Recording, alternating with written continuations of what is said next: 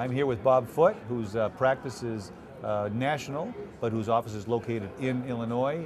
But of course, he's every time I get a hold of him, he's in various cities around the country. I really appreciate, Bob, you're taking some time out to be with us at the Mass Torts Made Perfect conference. Anytime I can spend with you, Jan, is extra time that I get. You're one of my favorite people in the world. So. You're very, very nice. Would you please tell our viewers the kind of interesting practice? You have a very wide, wide scale of practice. Could you tell the folks what are the kind of projects you're involved in?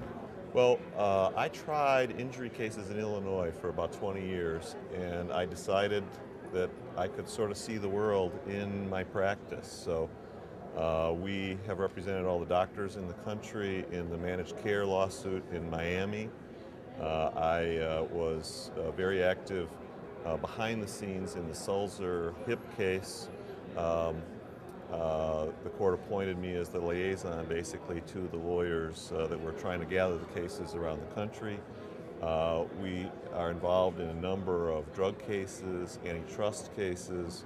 What amazes me, the more I see this, is how big corporations will do things that are unbelievably fraudulent and they're unbelievably stupid.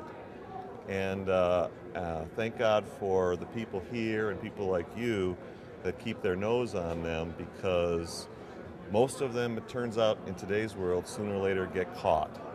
And whether it's getting caught because they were doing off-label marketing of a drug, or whether it's getting caught because they knew they were cheating the government and they didn't do anything about it, or whether they get caught by the emails that we find.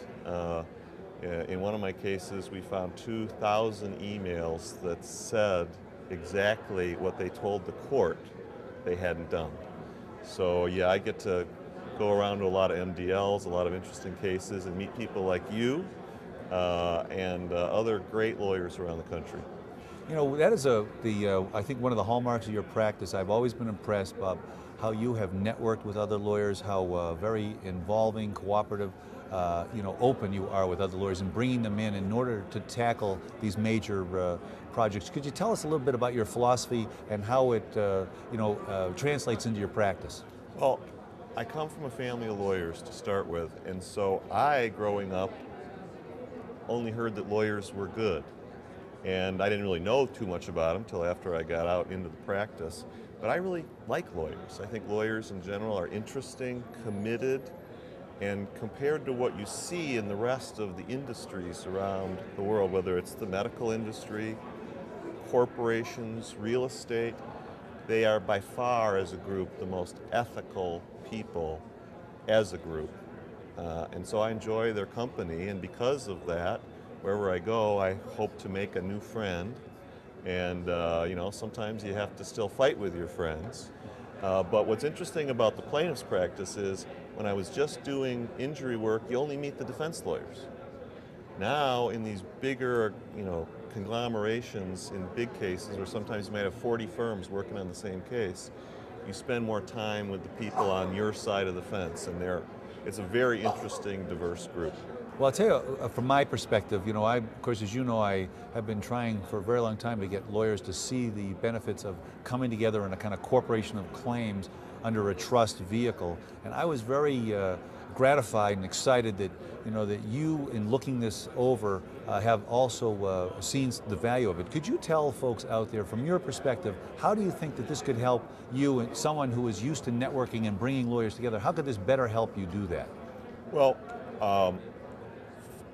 a number of ways. First, from the perspective of the clients themselves, trusts have been around for a long time. Who uses them? Wealthy people use trusts. Why?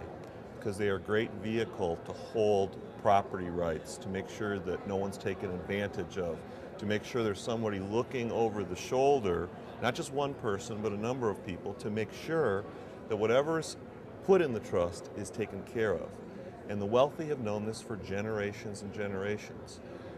The ideas that you've come up with provide that same benefit to the regular guy on the street. He can now take his property rights. It may not be Bill Gates's $50 billion, but to him it's important, and somebody needs to protect it. And this vehicle is going to allow that protection, and that's why lawyers, I think, are going to come together and realize, just like the concept of the corporation really took over and became important, here this concept that people are going to put their rights in a trust that they know is going to have a long life and that they're going to have protection should bring everybody together. And I really hope, I know with you being the Pied Piper of this with all your energy, it's going to work out. But I'm going to go around the country and tell everybody this is a great idea.